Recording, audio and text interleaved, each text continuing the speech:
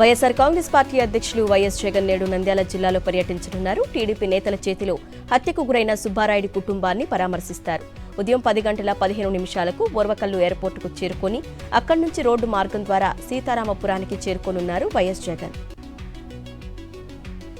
ఉమ్మడి విశాఖ జిల్లా స్థానిక సంస్థల ఎమ్మెల్సీ ఎన్నికల్లో వైఎస్ఆర్సీపీ గెలుపే లక్ష్యంగా పార్టీ అధినేత వైఎస్ జగన్ పావులు కదుపుతున్నారు. నర్సీపట్నం నియోజకవర్గ జడ్పీటీసీ, ఎంపీటీసీలతో భేటీ అయ్యారు వైఎస్ జగన్. ఎమ్మెల్సీ ఎన్నికల నేపథ్యంలో వ్యవహరించాల్సిన వ్యూహంపై దిశానిర్దేశం చేశారు. ఏపీలో కూటమి ప్రభుత్వం కక్ష సాధింపు చర్యలకు అడ్డు అదుపు లేకుండా పోతోంది.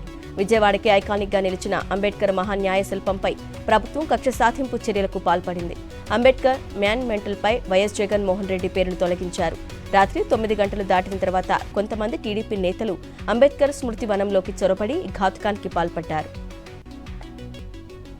ఎమ్మెల్యే బాలకృష్ణ ఇలాకా హిందూపురం నియోజకవర్గంలో టీడీపీ నేతలు రెచ్చిపోయారు. ములుగురు పాఠశాల కమిటీ ఎన్నికల్లో వైఎస్ఆర్సీపీ మద్దతుదారులు లావణ్య విజయం సాధించగా ఫలితం ప్రకటించకుండా అడ్డుకున్నారు టీడీపీ నేతలు. ఎన్నికలు వాయిదా వేయాలని ఉపాధ్యాయులపై దౌర్జన్యం చేశారు. హిందూపురంలో మరో దారుణం వెలుగు చూసింది. టీడీపీ నేతల ఒత్తిళ్లతో సుగుణమ్మ అనే మహిళ ఆత్మహత్యకు యత్నించింది. సత్యసాయి జిల్లా చిలమత్తూరులో వెలుగు యానిమేటర్గా పనిచేస్తున్న దివ్యాంగుడు నాగరాజును విధుల నుంచి తొలగించారు. మనస్తాపంతో నాగరాజు భార్య సుగుణమ్మ ఆత్మహత్యకు యత్నించింది. టీడీపీ నేతల వేధింపులే కారణమని బాధితురాలు సెల్ఫీ వీడియోలో ఆవేదన వ్యక్తం చేసింది. లోక్సభలో వక్ఫ్ సవరణ బిల్లును వైఎస్ఆర్సీపీ వ్యతిరేకించింది. ఈ బిల్లును సభలో ప్రవేశపెట్టే ముందు ముస్లిం అభిప్రాయాలను పరిగణలోకి తీసుకోవాలని వైఎస్ఆర్సీపీ లోక్సభ పక్ష నేత మిథున్ రెడ్డి కేంద్రాన్ని కోరారు.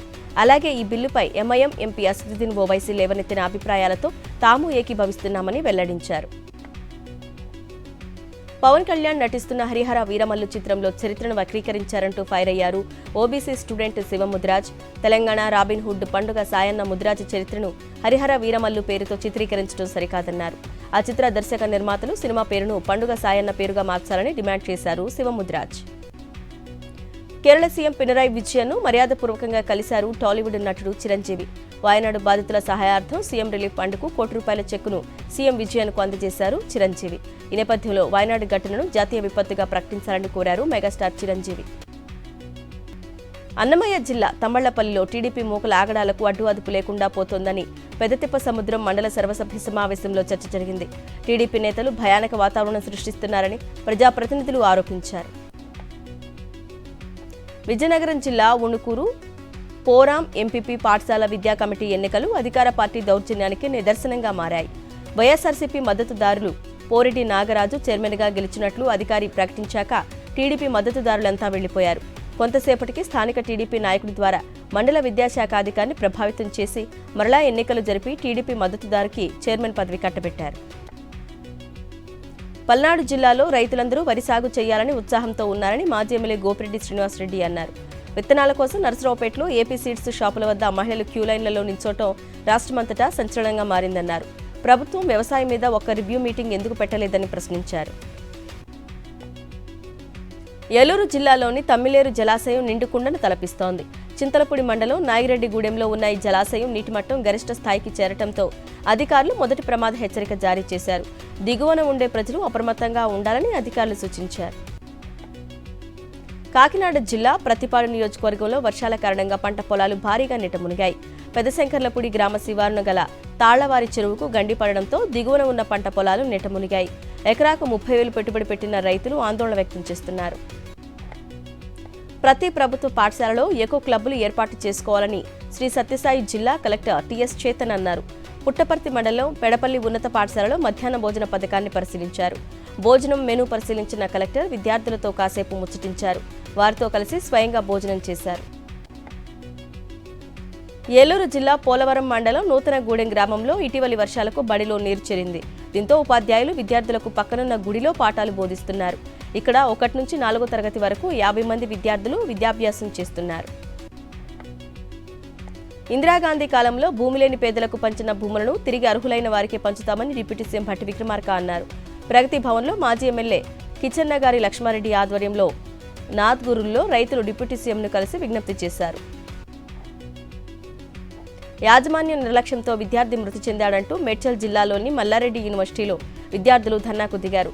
మైసమ్మగూడలోని అగ్రికల్చర్ యూనివర్సిటీలో బీఎస్సీ ఫస్ట్ ఇయర్ చదువుతున్న అరుణ్ కుమార్ కళాశాలలో స్పృహ తప్పి పడిపోయాడు. సరైన సమయంలో కాలేజీలో అంబులెన్స్ అందుబాటులో లేకపోవడంతో ప్రాణాలు కోల్పోయాడు. సూర్యాపేట జిల్లా నేరేడుచెర్ల మండల కేంద్రంలోని ఇళ్లల్లోకి సాగర్ నీళ్లు చేరాయి. R3 కాల్వ నుంచి నివాస గృహాల్లోకి వరద నీరు ప్రవహిస్తుండటంతో వస్తువులు తడిచిపోతున్నాయి. దీంతో ప్రజలు తీవ్ర ఇబ్బందులు పడుతున్నారు.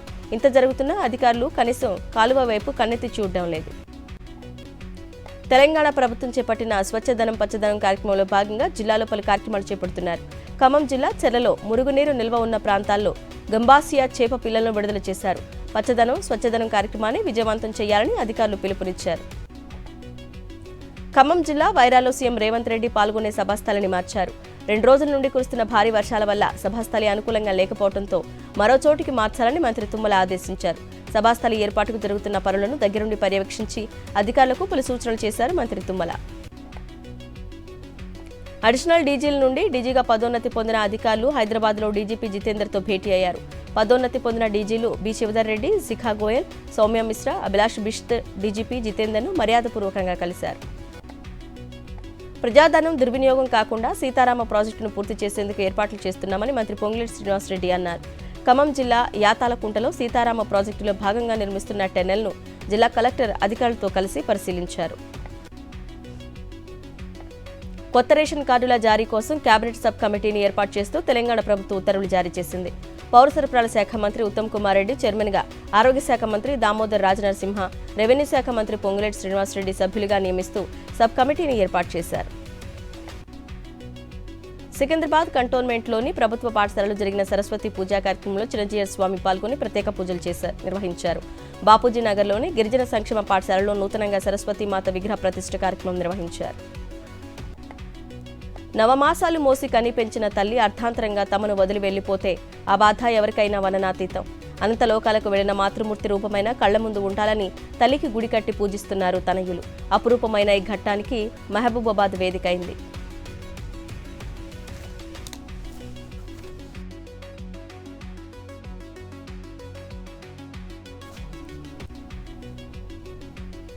కృష్ణా జిల్లా మచిలీపట్నంలో పేకాట శిబిరంపై పోలీసులు మెరుపు దాడి చేశారు. భారీగా నగదు స్వాధీనం చేసుకున్నారు. పేకాట ఆడుతున్న 11 మందిని అదుపులోకి తీసుకున్నారు. నారాయణపురంకు చెందిన ఆర్టీసీలో రిటైర్డ్ ఉద్యోగి వెంకటేశ్వరరావు ఇంట్లో పేకాట ఆడుతుండగా పోలీసులు దాడి చేశారు. నాటుసారా తయారీదారులపై పెద్దపల్లి జిల్లా ఎక్సైజ్ పోలీసులు ఉక్కుపాదం మోపుతున్నారు.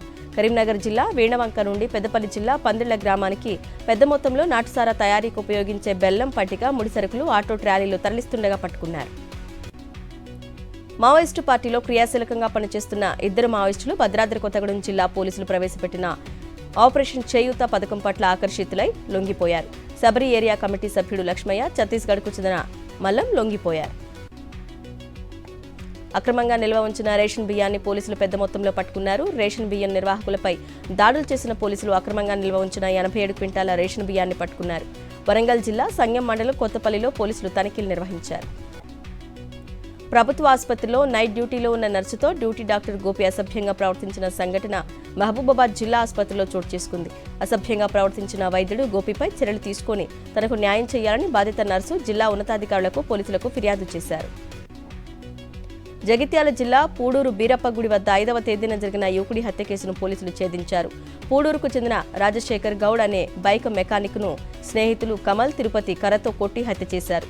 మద్యం మత్తులో ఘటన జరిగిందని పోలీసులు వెల్లడించారు. యూట్యూబ్ ఛానల్ పేరుతో ప్రైవేట్ హాస్పిటల్ను బ్లాక్ మెయిల్ చేస్తున్నారని సిద్దిపేటలోని పీపుల్స్ హాస్పిటల్ యజమాని తిరుపతి తెలిపారు. పీపుల్స్ ప్రైవేట్ హాస్పిటల్ చనిపోయిన పేషెంట్కు ట్రీట్మెంట్ చేసిందని ఓ యూట్యూబ్ ఛానల్ చెందిన వ్యక్తి సోషల్ మీడియాలో ఠాగూర్ సీన్ రిపీట్ అని అసత్య ప్రచారం చేస్తున్నారని వారు అన్నారు. భూపాలపల్లిలో అక్రమంగా గంజాయి రవాణా చేస్తున్న 6 వ్యక్తులను అరెస్టు చేశారు. 2 కిలోల గంజాయి స్వాధీనం చేసుకుని నిందితులను రిమాండ్కు తరలించినట్టు భూపాలపల్లి డీఎస్పీ సంపత్రావు తెలిపారు. చాట్బాట్ మరియు సిఐఆర్ సహకారంతో 70 లక్షల విలువ చేసే 330 సెల్ ఫోన్లను చిత్తూరు పోలీసులు రికవరీ చేశారు.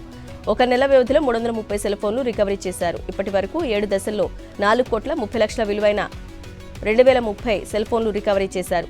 ఫోన్లు పోగొట్టుకున్న బాధితులకు వాటిని అందజేశారు. గుంటూరు జిల్లా తెనాలి సబ్ డివిజన్లో చోరీలకు పాల్పడిన పలువురిని పోలీసులు అదుపులోకి తీసుకుని విచారించారు. ఈ క్రమంలో గంజాయి వ్యవహారం వెలుగులోకి వచ్చిందని పోలీసులు చెప్పారు. గంజాయి విక్రయించేందుకు ప్రయత్నిస్తున్న 7గురిని అదుపులోకి తీసుకున్నారు. మంచిర్యాల జిల్లా కోటపల్లి మండలం రాపన్నపల్లి శివార్లో పేకాట స్థావరంపై టాస్క్ ఫోర్స్ పోలీసులు మెరుపు దాడి చేశారు. 7గురు పేకాట రాళ్లను అదుపులోకి తీసుకున్నారు. మరో 7గురు పరారీలో ఉన్నారు. పట్టుబడ్డ వారి నుంచి 18,000 నగదు, 5 మొబైల్ ఫోన్లు స్వాధీనం చేసుకున్నారు. సినీ నటుడు రాజ్ తరుణ్ కు షరతులతో కూడిన బెయిల్ మంజూరు చేసింది Telangana high court. Narsingi police station SHO ముందు ప్రతి శనివారం విచారణకు హాజరు కావాలని న్యాయస్థానం ఆదేశించింది. కేసు దర్యాప్తులో భాగంగా దర్యాప్తు అధికారికి రాజ్ తరుణ్ సహకరించాలని షరతు విధించింది. GHMC ఎంటమాలజీ సీనియర్ ఉద్యోగిని సంధ్యపై వచ్చిన ఆరోపణలపై విచారణ కొనసాగుతుంది. కూకట్పల్లి SE సంధ్య డబ్బులు వసూలు చేసిందని ఫాగింగ్ బిరులపై GHMC విజిలెన్స్ విభాగం దర్యాప్తు జరుపుతోంది. కూకట్పల్లి, శెర్లింగంపల్లి జోన్ ఎంటమాలజీ సిబ్బంది నుంచి వివరాలు సేకరిస్తున్నారు. విశాఖ ఆర్కే బీచ్ వద్ద ఫిషింగ్ బోటు ప్రమాదానికి గురైంది. సముద్రంలో చేపల వేటకు వెళ్లగా ప్రమాదం జరిగింది. బోట్లో ఉన్న 5గురు మత్స్యకారులు సురక్షితంగా బయటపడ్డారు. ఈ ప్రమాదంలో 20 లక్షల ఆస్తి నష్టం జరిగింది. నష్టపోయిన తమను ప్రభుత్వం ఆదుకోవాలని మత్స్యకారులు ప్రభుత్వానికి విజ్ఞప్తి చేశారు. లోక్సభలో వక్ఫ్ బోర్డు సవరణ బిల్లు ప్రకంపనలు సృష్టించింది. విపక్షాల నినాదాలు, ఆందోళనతో కేంద్ర ప్రభుత్వం వెనక్కు తగ్గింది. ఈ బిల్లును JPCకి అప్పగించింది కేంద్ర ప్రభుత్వం. వక్ఫ్ సవరణ బిల్లు ముస్లింలకు వ్యతిరేకం కాదని కేంద్రం స్పష్టం చేసింది. పారదర్శకత కోసమే ఈ బిల్లును తీసుకొచ్చామని తెలిపారు కేంద్ర మంత్రి కిరణ్ రిజిజు. వక్ఫ్ బిల్లు మోదీ సర్కారు ముస్లిం వ్యతిరేకతకు నిదర్శనమన్నారు MIM చీఫ్ అసదుద్దీన్ ఓవైసీ. ఈ బిల్లు ఏకపక్షమని మండిపడ్డారు. లోక్సభలో వక్ఫ్ సవరణ బిల్లును ప్రవేశపెట్టడాన్ని తీవ్రస్థాయిలో వ్యతిరేకించారు ఓవైసీ. జపాన్ను భారీ భూకంపం వణికించింది. దక్షిణ తీర ప్రాంతంలో కుష్యూ ద్వీప సమీపంలో ఇది సంభవించింది. రిక్టర్ స్కేలుపై భూకంప తీవ్రత 7.1గా నమోదైందని జపాన్ వాతావరణ సంస్థ వెల్లడించింది. 30 కిలోమీటర్ల లోతులో భూకంప కేంద్రం నమోదైంది.